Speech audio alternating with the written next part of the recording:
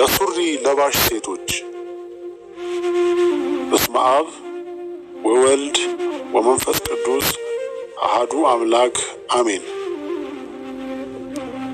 አንድ በከተማችን አዲስ አበባ ባለ አንድ ደብር ተጠግተው የሚኖሩ አረጋዊ አባት ያየሁትን ለሕዝብ ንገሩልኝ፣ ድምፅ ሁኑኝ ሲሉ የተናገሩት መልእክት እንደሚከተለው አቀርባለሁ። እኚህ አረጋዊ አባት 3 ቀን በተከታታይ ያየሁትን ራእይ ህልም ሲሆን ከሰማይ 2 መላእክት እየተነጋገሩ ይወርዳሉ። የሚነጋገሩትም አንደኛው መልአክ ሱሪ የለበሱ ሴቶችን በሙሉ በላቸው፣ እንዳትመራቸው፣ ከውስጥ ታይት የለበሱትን ሁሉ እንዳትተው ይለዋል። ሁለተኛውም አልተዋቸውም፣ ሲጀመር የሚቀሩትን ምልክት አድርገንባቸዋል ይለዋል። ይህን እየተባባሉ ከሰማይ ወደ ከተማ ሲወርዱ አየሁ።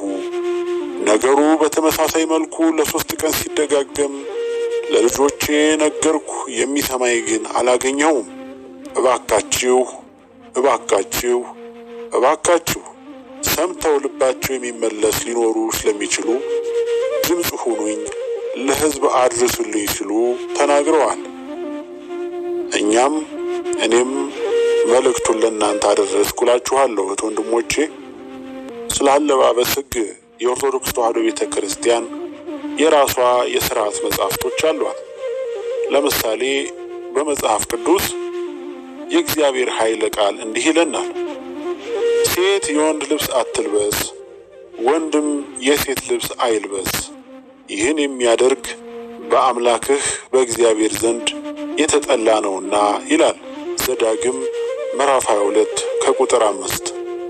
እንግዲህ እህቶቼ በእግዚአብሔር ፊት ከመጠላት በእግዚአብሔር ዘንድ ከመጠላት የትኛው ይበልጣል? በእግዚአብሔር መጠላት እኮ ከባድ ነው። በፈጣሪ መጠላት እኮ ከባድ ነው እህቶቼ።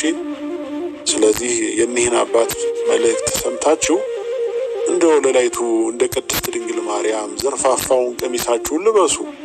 እንደ ሰማዕቷ ቅድስት አርሴማ ዘርፋፋውን ቀሚሳችሁን ትለብሱ ዘንድ እኔ ደካማ ወንድማችሁ እመክራችኋለሁ። አሁንም ሃይማኖተ አበው ዘሰለስቱ ምዕት ምዕራፍ 21 ከቁጥር 12 እንዲህ ይላል፣ አለባበስህ በጥንቃቄ ይሁን ይላል። አያችሁ፣ ቀሚስ እንኳን አለባበሳችሁ፣ አረማመዳችሁ ይሄ ለወንዶችም ይሆናል።